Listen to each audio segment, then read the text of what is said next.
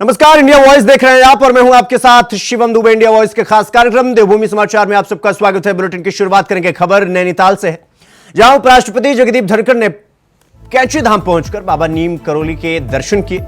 मंदिर समिति के पदाधिकारियों ने उपराष्ट्रपति जगदीप धनखड़ को बाबा की प्रतिमा को देकर उनका स्वागत किया। उपराष्ट्रपति ने देश की सुख समृद्धि की कामना भी। साथ में उन्होंने कहा कि देवभूमि और कैंची धाम पहुंचकर अभिभूत हूं। देवभूमि में इनका स्थान और रखरखाव बेहद सराहनीय है।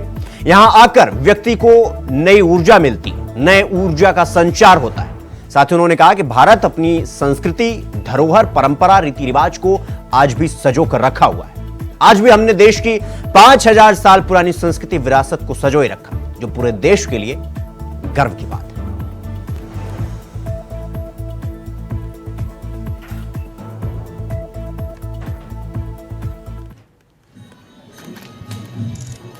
कांची धाम में आकर अभिभूत हूं। देवभूमि है, भारत महापुरुषों की भूमि है। हाल के कालखंड में इन स्थानों का रख रखाव उत्कृष्ट है, सराहनीय कार्य हो रहा है। नई ऊर्जा मिली है। राष्ट्र को समर्पण की जो भावना है उसमें बढ़ोतरी है। भारत की संस्कृति दुनिया में बेमिसाल है। कोई देश 5000 साल की सांस्कृतिक विरासत नहीं रखता है। भारत दुनिया को एक कुटुंब मानता है, वसुधैव कुटुंबकम। G20 में हमारा मोटो दुनिया के समक्ष गया, one family, one future and one earth. ये कितनी जबरदस्त बात है। ऐसे स्थान पर आकर आदमी आत्मा को पहचानता है। दिल, दिमाग और आत्मा का समीकरण होता है। I find convergence of religiosity, सबलिमिटी, spirituality in these places. A visit to such a place where we had such a great saint who laid down highest principles worth emulating by one and all. आज के दिन विश्व में यदि कोई आवश्यकता है, जो विश्व आज के दिन समस्याओं से जूझ रहा है, तो भारत की संस्कृति इसके अंदर बहुत बड़ा स्थान रखती है। मैं आकर यहाँ धन्य हो गया। तो खबरों में आगे बढ़ेंगे। मुख्यमंत्री पुष्कर सिंह धामी ने संसदीय क्षेत्र शिमला में भाजपा प्रत्याशी सुरेश कश्यप के पक्ष में आयोजित विजय संकल्प यात्रा में प्रतिभाग किया। मुख्यमंत्री धामी ने जनसंपर्क अभियान के दौरान जनता जनार्दन से बीजेपी को अपना अमूल्य मत देकर, यानी वोट देकर प्रधानमंत्री नरेंद्र मोदी के अब की बार 400 पार के संकल्प को साकार करने की अपील की। मुख्यमंत्री धामी ने कहा कि हिमाचल प्रदेश में पिछले 1.5 साल से कांग्रेस का शासन, जिसमें जनता कांग्रेस से अब त्रस्त आ चुकी है। जनता इस बार कांग्रेस की तुष्टीकरण और देश विरोधी मानसिकता को नकारते हुए आत्मनिर्भर, सशक्त और समृद्ध भारत के निर्माण के लिए मोदी को दोबारा प्रधानमंत्री बनाने के लिए तैयार है।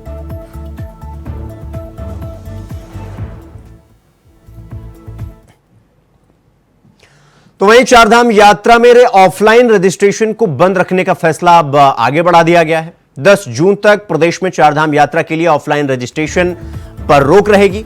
आपको बता दें कि अब तक 2 बार ऑफलाइन रजिस्ट्रेशन पर रोक की तारीख को बढ़ा दिया गया है।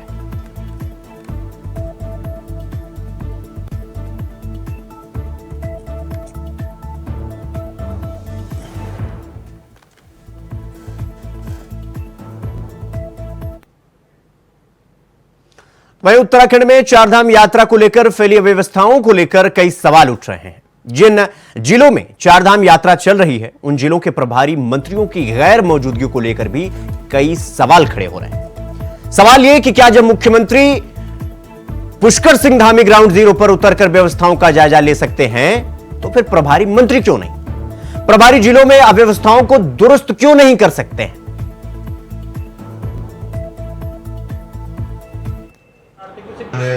अधिकारी जो है व्यवस्थाओं को दुरुस्त नहीं कर पा रहे हैं। संसदीय कार्य मंत्री कह रहे हैं आचार संहिता लगी है, तो विरोधाभास सरकार में ही है। आखिर आप करना क्या चाह रहे हो? इसका मतलब तो यह है कि चार धाम यात्रा को सरकार ने भगवान भरोसे छोड़ दिया। अगर आचार संहिता है लगी हुई है, जैसा संसदीय कार्य मंत्री जी ने कहा, तो बताएं मुख्यमंत्री जी ने 31 तक ऑफलाइन जो रजिस्ट्रेशन है वो क्यों बंद किए? तो आचार संहिता नहीं है। मैंने कहा विफल है, हम इसीलिए कह रहे हैं कि सरकार जो चार धाम यात्रा को संचालित करने में पूरी तरीके से विफल हुई है। और अगर आप प्राधिकरण का गठन करना चाहते हैं तो उस पर जो है विस्तृत विचार विमर्श होना चाहिए।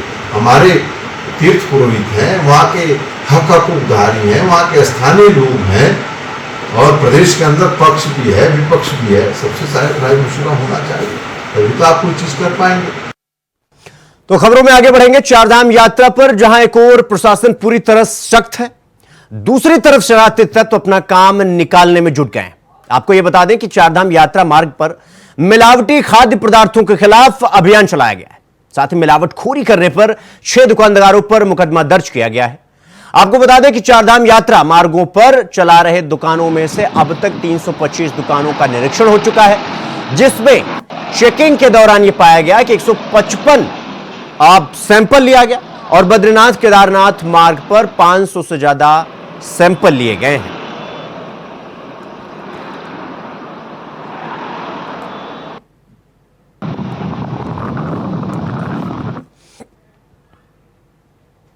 तो उत्तराखंड में बद्रीनाथ और केदारनाथ धाम के तर्ज पर जल्द ही यमुनोत्री धाम के लिए भी हेली सेवा की शुरुआत की जाएगी, जिसको लेकर पर्यटन सचिव सचिन कुर्वे ने यह कहा कि सितंबर महीने से यमुनोत्री धाम के लिए भी हेली सेवा की शुरुआत कर दी जाएगी, जिसको लेकर यमुनोत्री धाम से 1 किलोमीटर दूर हेलीपैड का निर्माण शुरू कर दिया गया है। आपको बता दें कि हेलीपैड के बनने से बुजुर्ग श्रद्धालुओं को यमुनोत्री धाम के दर्शन करने में काफी सहूलियत होगी और उत्तराखंड के राजस्व के साथ साथ यहां के लोगों को बहुत बड़ा रोजगार भी उपलब्ध हो सकता है।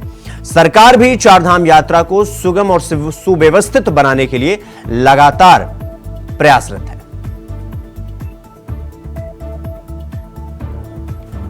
देखिए, यमुनोत्री बहुत टिपिकल प्लेस है क्योंकि उसमें 6 किलोमीटर का ट्रैक भी इन्वॉल्व है। अगर हम जानकी चट्टी की बात करें तो जानकी चट्टी के पास हमारे पास ऑलरेडी 2 या 3 लोगों ने एप्लीकेशन किया है कि वो अपनी ज़मीन पे हेलीपैड बनाने के लिए इच्छुक है। और उस संदर्भ में हमारी जो पॉलिसी भी है कि हम इंसेंटिवाइज करते हैं जहाँ पे सिविल एविएशन डिपार्टमेंट को हेलीपैड बनाना की आवश्यकता है और वहाँ पे अगर सरकारी ज़मीन नहीं मिल रही है तो प्राइवेट व्यक्ति के साथ भी हम अपना एक एग्रीमेंट करते हैं, जिसमें रेवेन्यू शेयरिंग के भी उसमें कॉम्पोनेंट इन्वॉल्व है।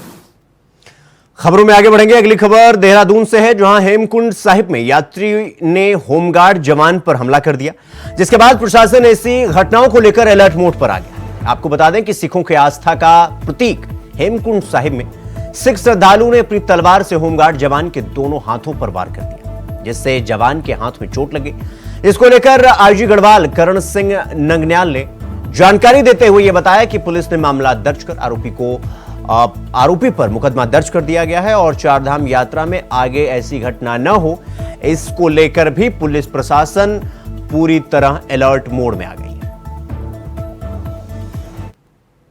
मैं होमगार्ड ड्यूटीरत था तो 3 युवकों के द्वारा तलवार से उसमें हेमकुंड साहिब में अटैक किया गया। उसने बचाव में अपने हाथ को आगे किया जब उसके हाथों में कट्स वगैरह हो गए तो तत्काल पुलिस के द्वारा संज्ञान में लाते हुए, क्योंकि 2 जो है उसमें एक नांदेड़ का है, 2 दिल्ली के रहने वाले हैं, तो उसको तत्काल गिरफ्तारी करके अरेस्ट कर दिया गया ताकि इस तरह के मतलब धार्मिक स्थलों में हिंसक की घटनाएं न हो, इसलिए पुलिस के द्वारा तुरंत कार्रवाई कर दी गई। अब उनका कहना है कि होमगार्ड जो बीड़ी पीने का प्रयास कर रहा था, ये कह रहे हैं होमगार्ड टॉयलेट से आ रहा था, जबकि अब क्या विवाद हुआ अभी स्पष्ट नहीं हो पाया है, लेकिन क्योंकि उन्होंने धारदार हथियार से उसके को मारने का प्रयास किया तो उनके खिलाफ 325 के मुकदमा कायम। खबरों में आगे बढ़ेंगे। अगली खबर देहरादून से है, जहां पिछले कुछ दिनों से रिस्पना नदी के किनारे नगर निगम अतिक्रमण की कार्रवाई लगातार कर रहा है, जिससे सैकड़ों लोग अब बेघर हो रहे हैं। तो वहीं जिलाधिकारी सोनिका ने यह जानकारी देते हुए बताया कि यह कार्रवाई 2016 से पहले और 2016 के बाद दस्तावेजों के हिसाब से की जा रही है और जिन दस्तावेजों में आपत्तियां हैं उनके खिलाफ नगर निगम अपनी पुरानी प्रक्रिया के नियमानुसार यह कार्रवाई कर रहा है। साथ ही जिलाधिकारी ने यह भी कहा कि इसमें जो भी सुनवाई हो रही वो नगर निगम में दर्ज है। अगर हमारे पास कोई अपने दस्तावेज को लेकर आता है तो पहले सारे पक्षों को सुना जाएगा और उसके बाद ही कोई कार्रवाई की जाएगी।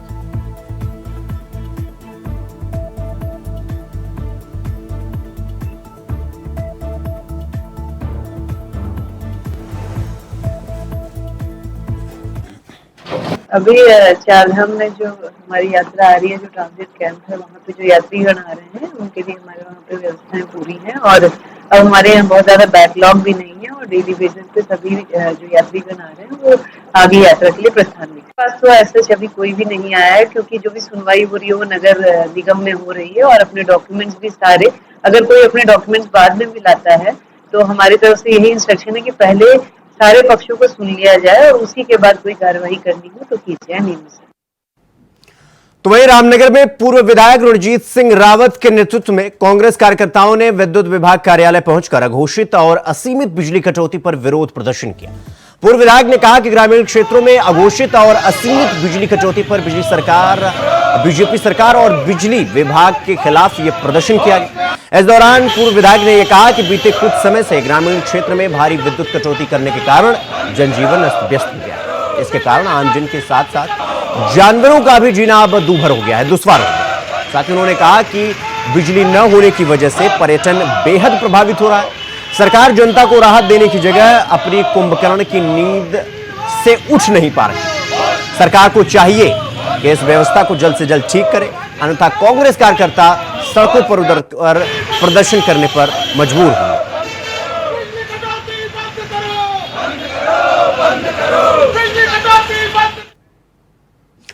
तो देश में गर्मी का कहर लगातार जारी है। देवभूमि उत्तराखंड में भी रिकॉर्ड तोड़ गर्मी ने लोगों की मुश्किलों को और बढ़ा दिया है। आपको बता दें कि प्रदेश के मैदानी इलाकों से लेकर पहाड़ तक आग की तरह जल रहे हैं, तप रहे हैं। पहाड़ों पर छुट्टियां मनाने पहुंच रहे लोगों को भी भीषण गर्मी के कारण बेहद परेशानी का सामना करना पड़ रहा है।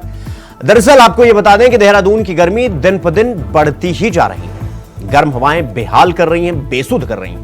बुधवार को देहरादून का तापमान ऑल टाइम रिकॉर्ड से 1 पॉइंट कम यानी 43 डिग्री सेल्सियस दर्ज किया गया, जिसको लेकर स्वास्थ्य सचिव डॉक्टर आर राजेश कुमार ने कहा कि स्वास्थ्य विभाग ने सीएमओ और डिस्ट्रिक्ट मजिस्ट्रेट को सतर्क रहने के लिए कहा है।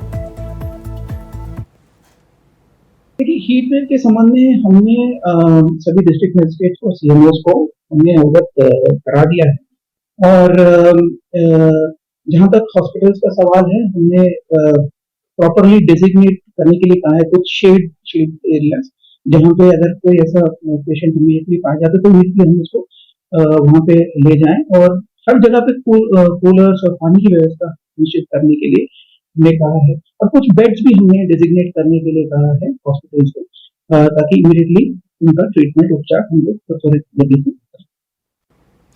तो देवभूमि समाचार में फिलहाल अभी के लिए बस इतना ही। देश और दुनिया की तमाम खबरों को देखने के लिए देखते रहिए इंडिया वॉइस। नमस्कार।